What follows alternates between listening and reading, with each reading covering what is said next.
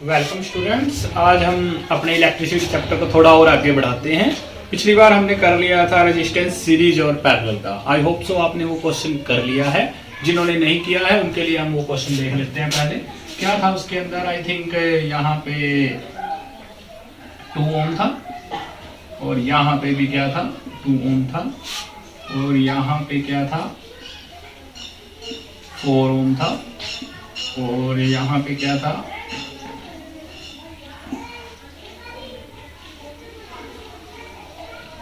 यहाँ पे 4 ओम था और यहाँ पे 6 ओम था। हमने ए और बी के बीच की रेजिस्टेंस निकालनी थी। बहुत ही ज्यादा सिंपल क्वेश्चन है।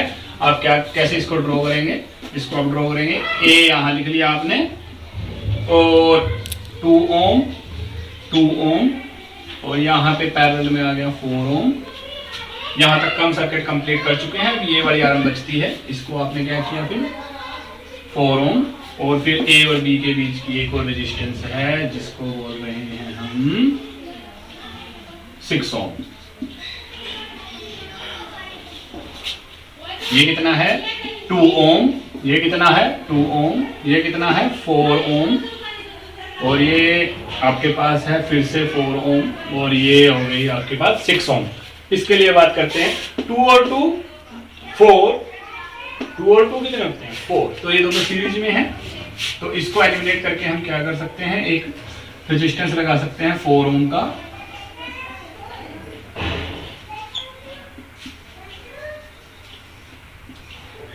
तो इस सर्किट को आप कुछ इस तरीके से बना लेंगे। ये कितने का हो गया 4 ओम का और ये कितने का हो गया 4 ओम का और ये कितने का है 4 ओम का और ये कितने का है 6 ओम का। अब 1/4 पैरेलल है, दोनों को एलिमिनेट करके हम क्या बना सकते हैं 1/4 प्लस 1/4 यानी कि 1/4 प्लस 1/4 यानी कि 2/4। इन दोनों को करेंगे तो 1/2 और जब इसको हम सीधा करेंगे तो R इक्वल टू कितना आ जाएगा 2 ओम। यानी कि इसी सर्किट के अंदर आप इन दोनों को एलिमिनेट करके क्या लिख सकते हैं 2 ओम। अब ये दोनों क्या हैं सीरीज के अंदर 4 प्लस 2 6 ओम। तो इसको एलिमिनेट करके हम क्या बना सकते हैं 6 ओम का रेजिस्टेंस यहां बना सकते हैं और 6 ओम का रेजिस्टेंस यहां पे बना सकते हैं। और ये रहा ए, ये रहा बी। अब इसको सॉल्व कर लो 1/6 1/6 1/3 यानी कि 3 ओम आंसर। जिन्होंने भी 3 ओम आंसर निकाला है बहुत अच्छी बात है। जिन्होंने नहीं निकाला वो एक बार और देख लें इसको और ये आपका क्लियर हो जाएगा। ओके, अब आगे इस चैप्टर को बढ़ाते हुए इसके अंदर जो टॉपिक आता है वो आता है हीट। कर लेते हैं पहले हीट क्या होता है। अब जैसा कि हम देखते हैं किसी वायर से जैसे ही करंट चलना शुरू होता है कुछ टाइम बाद वो गर्म होने लग जाती है। कुछ टाइम बाद वो गर्म होने लग जाती है तो उसी को कहते हैं हीटिंग इफेक्ट, जिसको हम क्या बोलते हैं जूल्स लॉ ऑफ हीटिंग। जो हमें किसी ने दिया था जूल ने। जूल के अकॉर्डिंग अगर H हमारे पास क्या है हीट है तो H depends upon number 1 current flowing, number 2 resistance of wire, number 3 time T भी कितने समय के लिए करंट फ्लो कर रहा है। अब इन सबको अगर हम देख लें तो ये सारे के सारे डायरेक्टली प्रोपोर्शनल हैं। मतलब अगर आई मेरे पास क्या है करंट है, आर मेरे पास क्या है रेजिस्टेंस है और टी क्या है मेरे पास टाइम, देन हीट हमारा डायरेक्टली प्रोपोर्शनल है आई के, डायरेक्टली प्रोपोर्शनल है it's I square, directly proportional है करंट के स्क्वायर के, और H है डायरेक्टली प्रोपोर्शनल R के और H ही डायरेक्टली प्रोपोर्शनल है T के। इन तीनों को एक इक्वेशन में अगर हम लिख दें तो H इक्वल टू कितना आएगा I square R T, that is called heating effect of current. Directly proportional का मतलब कि इसको बढ़ाएंगे तो ये भी बढ़ जाएगा मतलब जितना ज्यादा करंट उतना ज्यादा गर्म, जितनी ज्यादा रेजिस्टेंस उतनी ज्यादा गर्म, जितनी देर के लिए करंट उतनी ज्यादा गर्म वायर। इसी प्रॉपर्टी का इस्तेमाल करके हम देखते हैं कि जो हीटिंग वायर है, जैसे हीटिंग एलिमेंट कौन कौन से होते हैं, जैसे हीटर हो गया कोई, तो उसके अंदर हम ज्यादा रेजिस्टेंस वाली वायर का इस्तेमाल करेंगे, क्योंकि समय के साथ वो क्या हो जाएगी, गर्म हो जाएगी। जितनी ज्यादा रेजिस्टेंस उतना ज्यादा गर्म। तो इसको बोलते हैं हम H = I² RT, that is heating effect of current. अब आप सबको पता है कि जो हीट होती है वो भी एक एनर्जी है, तो यहीं से हम कर लेते हैं इलेक्ट्रिक। ये कुछ डिसएडवांटेजेस हैं हीटिंग इफेक्ट की, आप इनको भी नोट डाउन कर लें।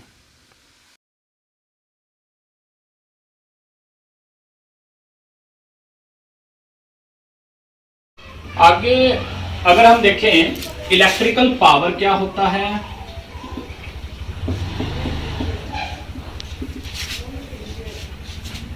The rate at which electrical energy maintained through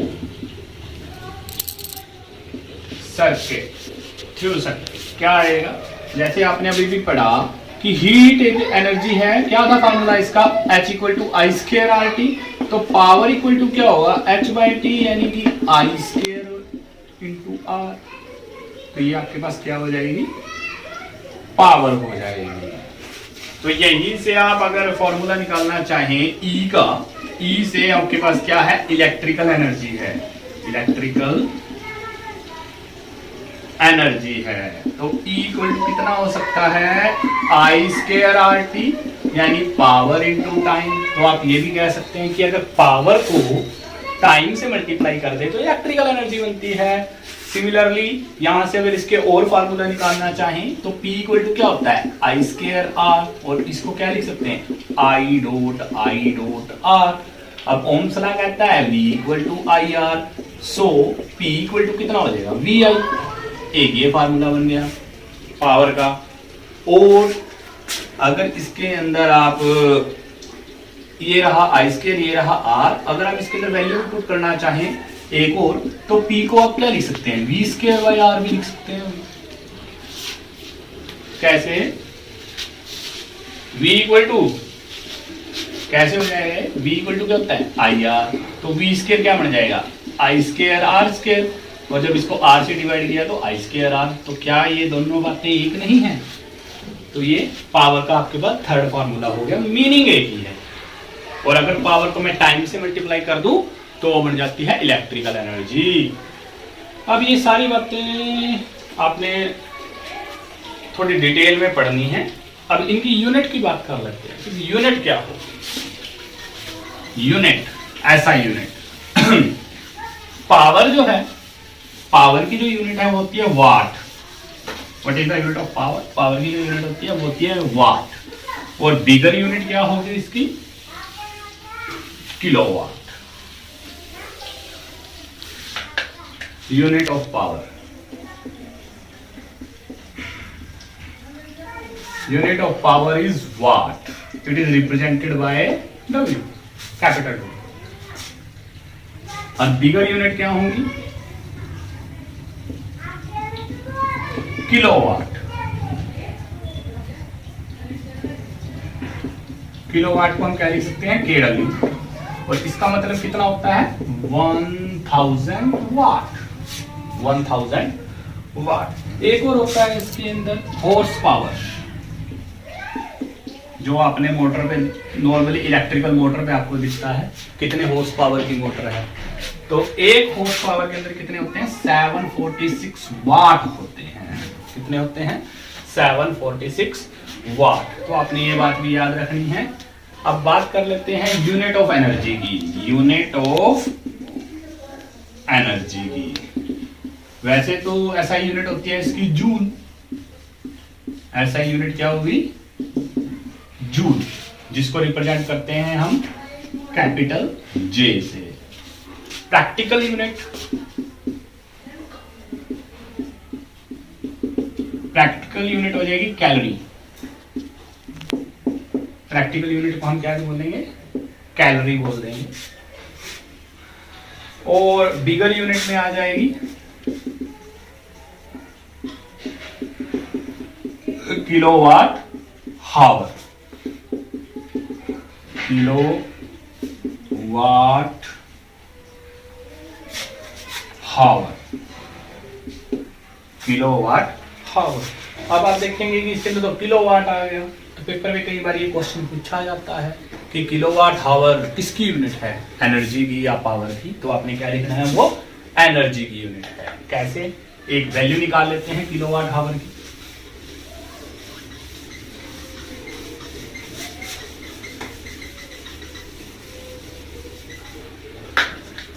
suppose करो आपके पास है 1 किलोवाट हावर, 1 का 1, किलो का 1000 और हावर का, हावर मीन 60 मिनट्स, और 60 मिनट्स के अंदर कितने होते हैं, 60 सेकंड्स होते हैं, क्योंकि सेकंड हमारे पास टाइम की यूनिट है, इसलिए हमने इसको 60 × 60 करना पड़ेगा। और लास्ट में हम क्या लगा देंगे, वाट लगा देंगे। अब इसका मतलब क्या हो गया, ये हो गया 1000 × 3600 वाट।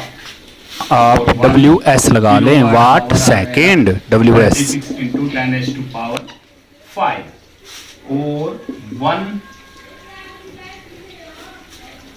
1 किलोवाट हावर आ जाएगा आपके पास 3.6 × 10⁶ जूल, इतने के इक्वल आ जाएगा। 1 किलोवाट हावर के अंदर कितने होते हैं, 3.6 × 10⁶ जूल। ये यहाँ से आती है इसकी वैल्यू, ये बहुत बार पूछी जाती है आपके पास, ये इंपॉर्टेंट है भाई, ये आपके पास क्या है, इंपॉर्टेंट है कि 1 किलोवाट हावर क्या होता है।